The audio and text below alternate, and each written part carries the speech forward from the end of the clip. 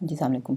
वैसे तो पूरा कोर्स ही इस चीज़ के बारे में कि कलर इंटेलिजेंटली कैसे यूज़ करना है, लेकिन एक उसका स्टार्ट करते हैं कि अ, रंगों को हम आमतौर पे प्लेजर के तौर पे यूज़ करते हैं, लेकिन अगर आप चाहें तो रंगों से बड़े काम भी ले सकते हैं, यानी थोड़ी-सी इंटेलिजेंस लगाएँ तो रंगों से आप वो काम ले सकते हैं जो बाकी चीज़ें नहीं कर सकती।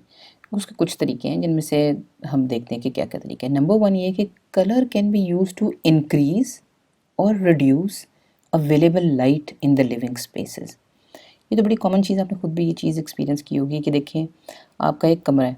अब आप कहते हो कि रोशनी हो या ना हो, मतलब लाइट सोर्स अभी बत्ती आपने ऑन की हुई हो या ना की हुई हो, आप चाहेंगे कि या तो अगर वो बहुत बड़ा कमरा है तो उसको आप थोड़ा-सा छोटा, थोड़ा-सा कॉम्पैक्ट लगाना चाहें।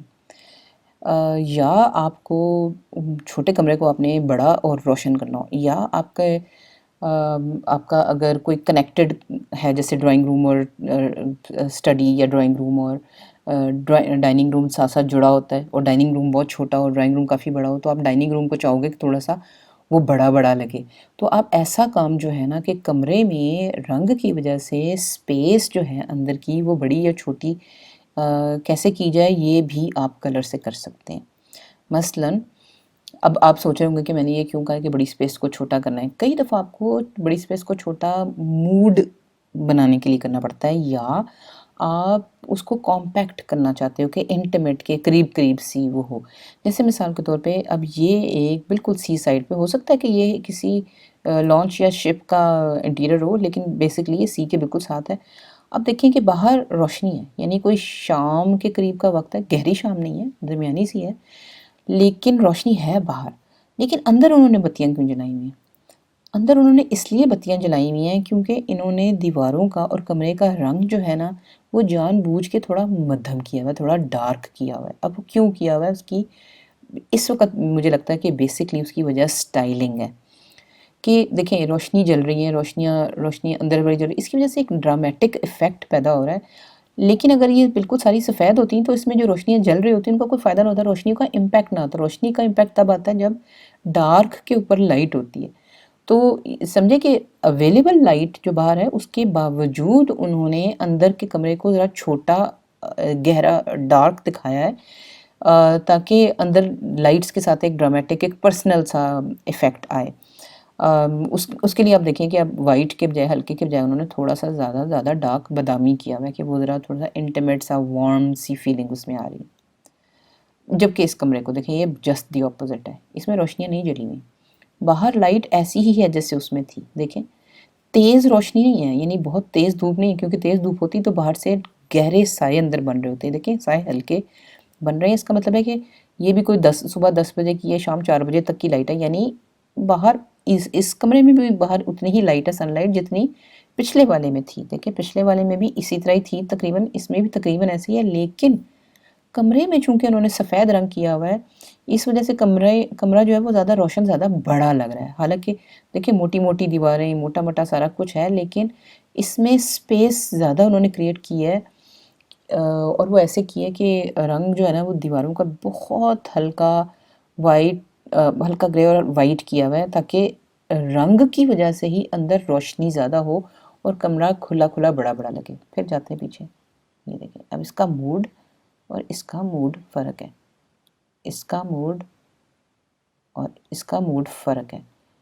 ये छोटा-छोटा, तंग-तंग थोड़ा-सा फ़ील होगा, ये थोड़ा-सा बड़ा-बड़ा फ़ील होगा, क्योंकि रोशन दीवारें, जो हल्की दीवारें, वो पीछे-पीछे हट रही हैं।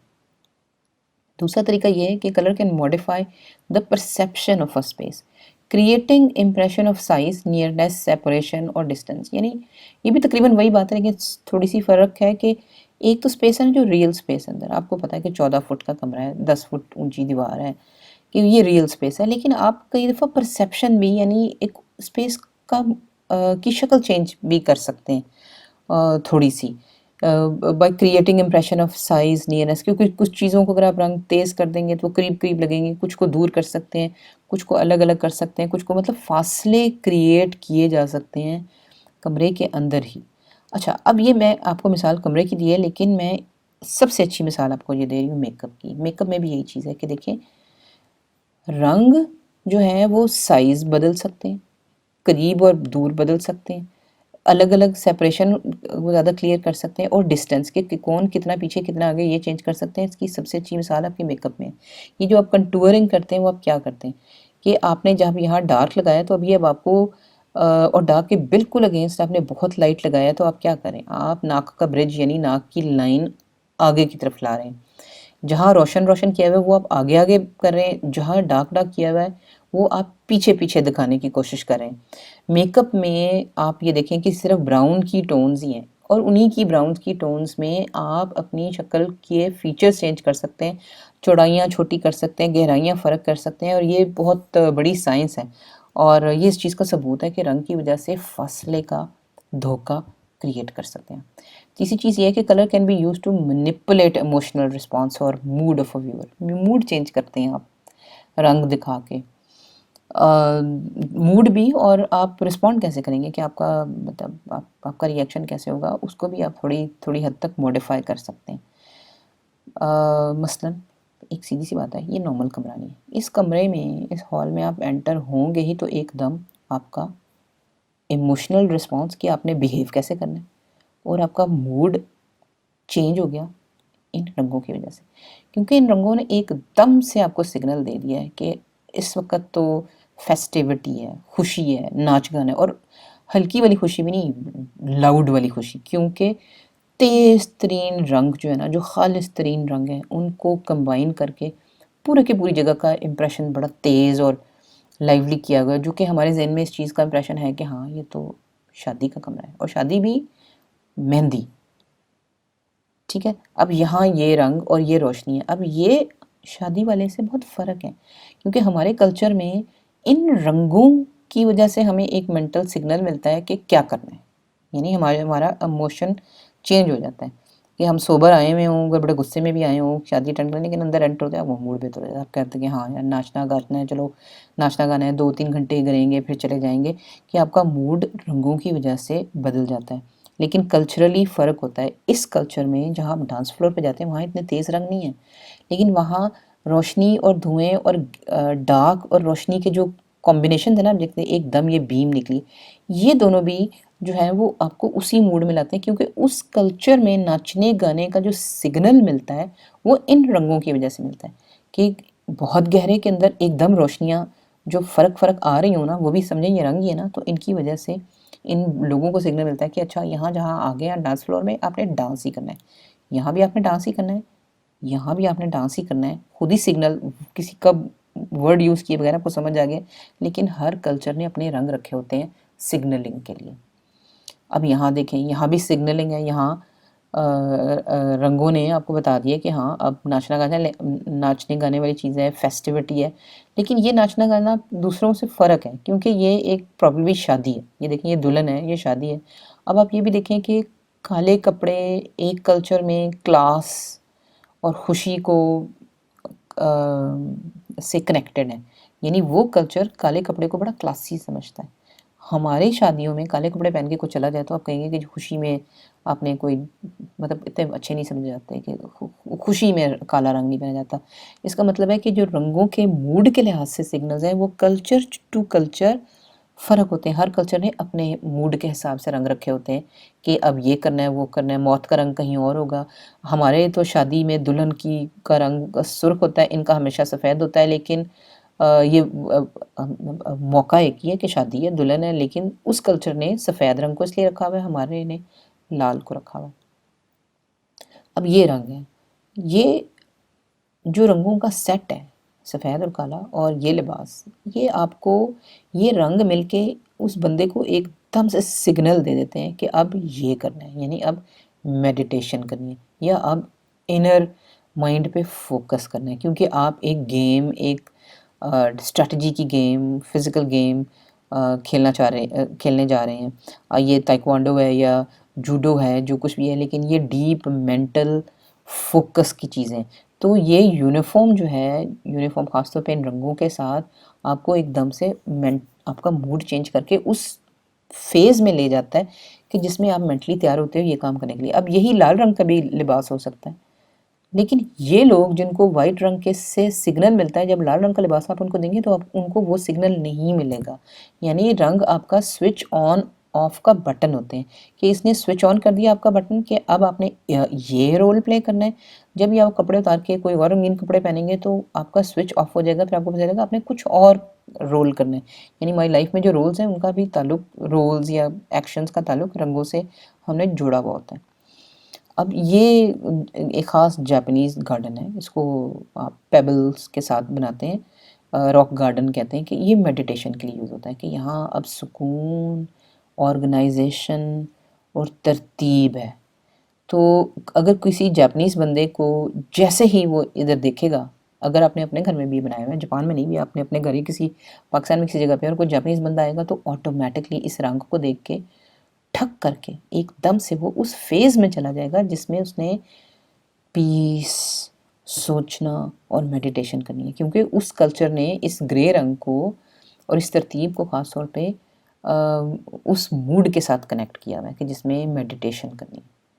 अब ये चोला है, लिबादा है, जिसको आप कहेंगे कि आप गेरवा रंग जिसको कहते हैं, कि ये आमतौर पे जो दुनिया से अलग होके किसी मज़हब या रिलीजन के लिए की सर्विस में जो लोग चले जाते हैं, ये बुद्धिस्ट मंक ख़ास तौर पे, वो लोग इस कलर को सिग्नल समझते हैं कि जैसे उन्होंने ये लिबादा पहना, हमारे अपने मलंगों में भी ऐसी चीज़ें हैं, हिंदुइज़्म में भी ऐसे है, बुद्धिज़्म में भी ऐसे है, कि जैसे आप इस रंग का चोगा पहनते हैं, आप दुनिया को छोड़ के आप दूसरी चीज़ों के बारे में सोचना शुरू कर देते हैं। इसका मतलब है कि ये uniform kind of a thing है कि जो आपने जैसे ही पहना, आपने इस रंग ने आपको सिग्नल दे दिया कि अब आप उस फ़ेज़ में नहीं हैं जिस फ़ेज़ में आप आम दुनिया में होते थे, अब आप किसी और फ़ेज़ में हैं। इसी की एक और एग्ज़ाम्पल, रंगों की एक और एग्ज़ाम्पल ये है जिसको आप कहते हो, ये एक फ़िल्म का सीन है, इसको कहते हैं फ़िल्म नोआर। फ़िल्म नोआर जो होती है वो समझिए कि ब्लैक एंड वाइट एक फ़िल्म का जॉनरा है। अब आपको पता है, आप नेटफ्लिक्स पे जाएँ, फ़िल्में जहाँ भी क्लिप्स लगे होते हैं वहाँ आप देखें कि तो जैसे ही आपको ब्लैक एंड वाइट नज़र आएगा ना, आपको एक एक ऑटोमेटिकली इस ब्लैक एंड वाइटनेस की वजह से एक फ्रेम ऑफ माइंड में आप चले जाएंगे कि अच्छा, आपको खुद ही पता चल जाएगा कि किस किस्म की फ़िल्म है ये। ख़ास तौर पे डिटेक्टिव किस्म की फ़िल्में थी अमरीकी की 50s और 60s में, आजकल भी ऐसी फ़िल्में बनती हैं, लेकिन समझिए कि इस black and white colour scheme ने आपका एक स्विच ऑन ऑफ कर दिया कि आपको पता है कि जब आप ये क्लिक करेंगे ना तो एक ख़ास फ़िल्म का जॉनरा है जो आप देखेंगे, ठीक है?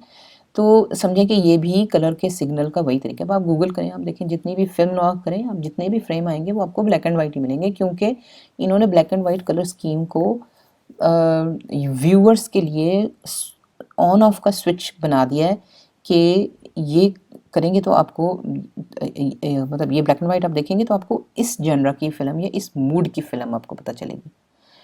आमतौर पर ब्लैक एंड वाइट होती है, लेकिन इसमें कभी-कभी इस कलर को कहते हैं सेपिया, कि जो ब्राउन का एक कॉफ़ी टाइप एक कलर है ना, वो भी कई दफ़ा ब्लैक एंड वाइट के साथ वाइट पार्ट में होता है, लेकिन फिर भी जनरली ये ब्लैक एंड वाइट ही है, कि ये भी फ़िल्म नॉक का मूड है। अब ये भी देखिए, फ़िल्म नॉक का एक सीन है कि इसमें हैं हल्के रंग, थोड़ा-थोड़ा सेपिया, थोड़ा-थोड़ा ग्रे है, लेकिन टोटैलिटी में ये ब्लैक एंड वाइट ही एक लिहाज से कंसिडर हो रही है।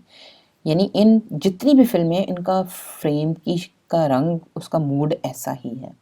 ये अब आप थोड़ी-सी और रिसर्च करेंगे तो आपको पता चलेगा कि ये क्यों है।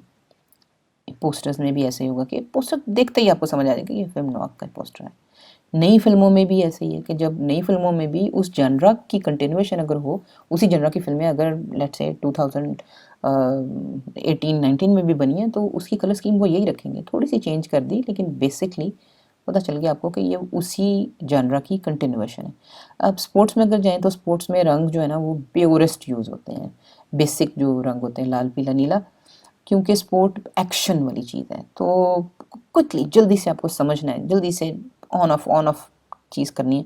तो इसलिए यहाँ पे आमतौर पे जितने भी आप स्पोर्ट्स के किट देखें, यूनिफ़ॉर्म्स देखें, उसमें आपको बेसिक रंग नज़र आते हैं, प्राइमरी और सेकेंडरी कलर्स, यानी नीला, रेड और येलो, या पर्पल, ग्रीन और ऑरेंज। यानी ये जो तेज़ तीन खालिस तरीन रंग होंगे ना, स्पोर्ट्स से रिलेटेड जितनी भी चीज़ें, किट्स, यूनिफ़ॉर्म्स, इक्विपमेंट, उन सब में आपको ये नज़र आएगा। आर्टिस्ट रंगों का बड़ा अच्छे तरीके से मूड क्रिएट करने के लिए इस्तेमाल करते हैं। जैसे अब यहाँ पे नीला रंग जो है, ये समझिए कि कोई एक ऐसा लग रहा है कि जैसे आउटर दुनिया की कोई लाइट है। यानी अगर आपने कोई रूहानियत की तरफ या कोई इस किस्म की बात करनी हो, तो बहुत सारे आर्टिस्ट अपने रंगों की वजह से अपनी अपने मूड की एक पैलेट बना लेते हैं कि जब भी उस पेंटर की आप पेंटिंग देखेंगे तो आपको, और उसमें ये वाला नीला रंग हो, तो आपको लगेगा कि अच्छा, ये दिमागी तौर पे उसी फेज़ की बात हो रही है, क्योंकि पेंटिंग्स में वर्ड्स तो होते ही नहीं, वो तो रंग और मूड को देख के आपको पेंटिंग की जो चीज़ है, जो आइडिया है, वो आप फील करते हैं। तो इसलिए आर्टिस्ट भी मूड को ऑन ऑफ करने के लिए कुछ ख़ास रंगों का इस्तेमाल करते हैं। चौथा तरीका ये कि वर्ड जो कलर्स होते हैं ना, वो कम्युनिकेट करते हैं मीनिंग्स को, यानी मैसेजेस को कम्युनिकेट करते हैं एक दूसरे, मतलब एक इंसान से दूसरे इंसान में जाते हैं, या एक चीज़ से दूसरे इंसानी ज़हन में आइडिया जाता है रंगों के ज़रिए विदाउट यूजिंग वर्ड्स, कि जिसको कहते हैं आपके नॉन वर्बल कम्युनिकेशन, के वर्ड्स यूज़ किए बगैर कम्युनिकेशन जो है ना, उसमें रंग बहुत बड़ा रोल होता है। मिसाल के तौर पे नेशनल फ्लैग्स जो होते हैं, अब झंडे के ऊपर नहीं लिखा होता है सऊदी अरब का, पाकिस्तान का, लेकिन उसके रंग और उसके डिज़ाइन से एकदम से समझ आ जाता है। तो डिज़ाइन तो है ही है, लेकिन रंग भी जो है ना, वो एकदम से आपको वर्ड्स यूज़ किए बगैर बता देते हैं कि ये इस जगह का फ्लैग है।